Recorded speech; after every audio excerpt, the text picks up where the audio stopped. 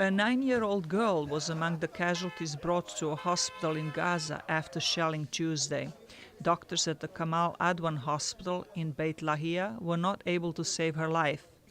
The girl's bewildered father said their building collapsed while they were asleep. I didn't see anyone. We don't have anything to do with the rockets. No rockets have been shot from the El Manshia area. People in various parts of Gaza say Israeli forces are targeting residential areas where there are no Hamas fighters.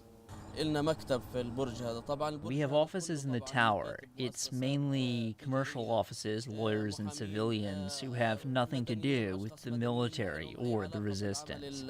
The Israeli government issues warnings before bombing particular areas in Gaza, asking residents to evacuate the area, but many people say they have nowhere to run. Churches in Gaza have opened their doors to offer shelter from the bombing.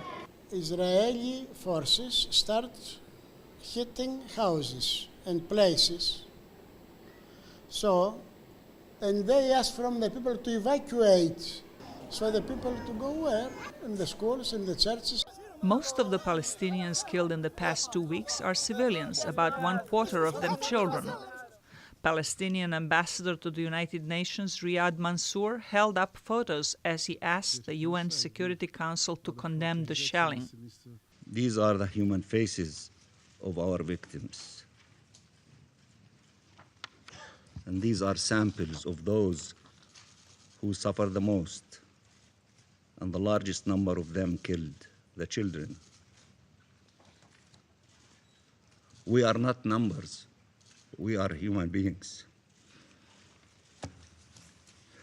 Israel's deputy UN ambassador David Rowett made it clear that his country rejects any blame for the mayhem in Gaza. The Palestinian civilian and casualties are a direct result of Hamas' decision to continue sending rockets and terrorists toward Israel while putting their civilians up front to protect their so-called leaders and their terrorists. Israel's death toll is fewer than 30, and most of those are soldiers. A Gaza rocket that landed close to Israel's international airport prompted the United States and European Union to ban all flights to Tel Aviv. UN Secretary General Ban Ki-moon traveled to the Middle East Tuesday to appeal for restraint on both sides. Stop fighting, start talking, and take on the root causes of the conflict so we are not back to the same situation in another 6 months or a year. Mr. Ban later traveled to Cairo, where he met with U.S. Secretary of State John Kerry in an effort to broker a truce between Israel and Hamas. Zlatica Hoke, VOA News, Washington.